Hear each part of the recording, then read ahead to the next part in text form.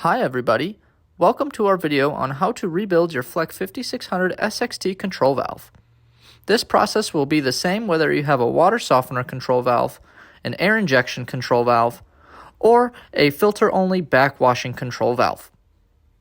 A rebuild consists of swapping out the main piston, seals, and spacers of your control valve. So without further ado, let's get started. Before we get started with the rebuild process, we will need to depressurize your system.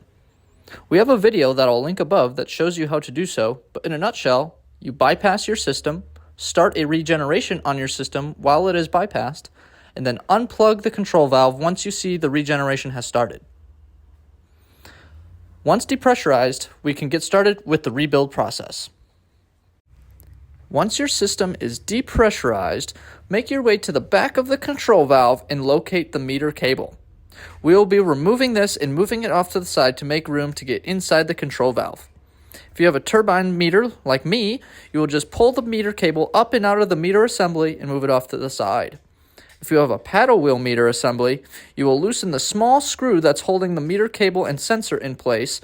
Then once the screw is loose and removed, you just pull the cable and sensor as one up and out of the housing and set it aside. Once your meter cable is removed from your meter assembly, we can begin to get inside the control valve by removing the back plate with these two small screws. Loosen and remove these two small screws and then pull the back plate cover off and away from the control valve and set it aside. Once the back plate of the valve is removed, there is one more small 1/4-inch screw we will need to remove. It's the small black screw that is holding the main piston in place. Go ahead and loosen and remove the small black screw as well as the washer that is holding it in place, and set those aside.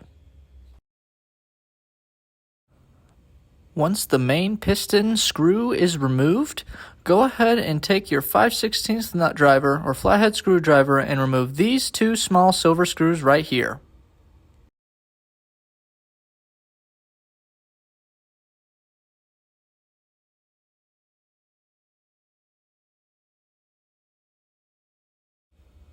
Once the main piston screw and these two silver screws are removed, we can now move on to removing the power head. Go ahead and remove the power head as shown and set it off to the side. With the power head removed, you should just be left with your main piston, brine piston, and these three small silver screws. Use your 5/16 nut driver to loosen and remove these small silver screws.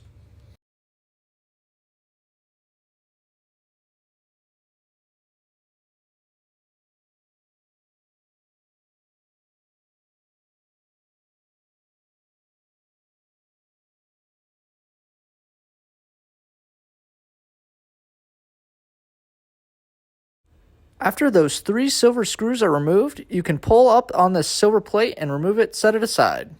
With the silver plate removed, you should be left with your main piston. If you have a 5600 SXT like me, your main piston will be green. If you have a mechanical timed or mechanical metered 5600 valve, your main piston will be white. But the process for changing the seals and spacers is exactly the same. We can now get started with changing the main piston, seals, and spacers. To remove the main piston, hold down on the valve body and pull the main piston straight up and out of the valve. You may notice that some seals and spacers may come out with the main piston like mine just did. If you notice this, remove any seals and spacers that came off of the main piston and you should just be left with an empty main piston like so.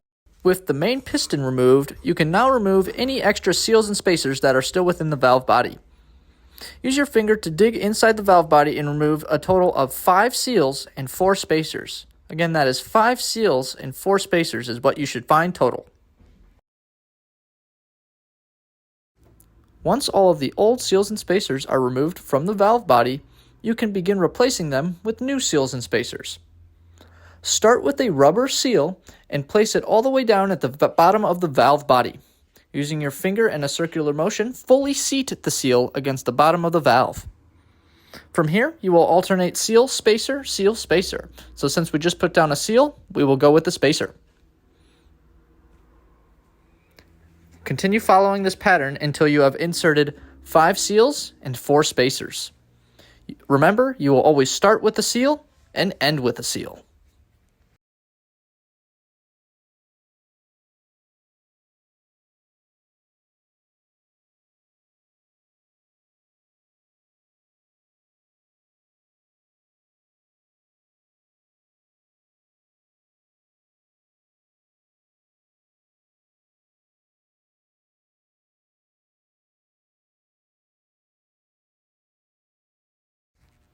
Once your 5 seals and 4 spacers are installed within the valve, you can now reinstall your main piston.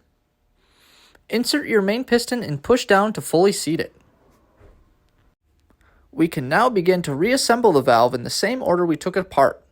Let's start with the small silver plate, making sure that this little tab is facing up.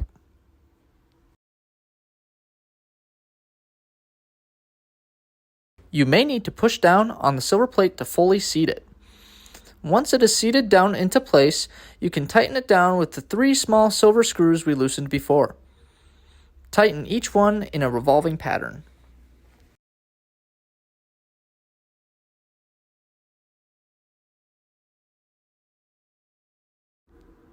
Once the small silver plate is fully tightened down, we need to make sure that the main piston stem is in the fully upwards position.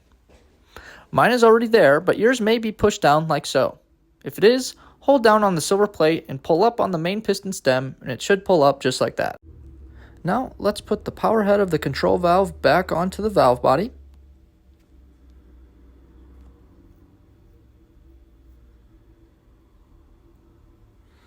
Make sure the plastic cylinder goes through the metal loop on the main piston and secure it down with the small black 1/4-inch screw as well as the washer to hold everything in place.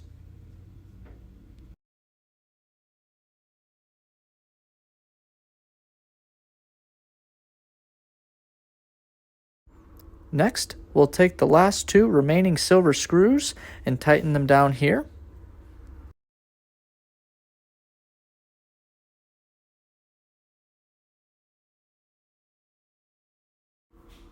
Take your back plate cover for your control valve, put it into place, and secure it with the 2 black screws. The meter cable will go through the little cutout.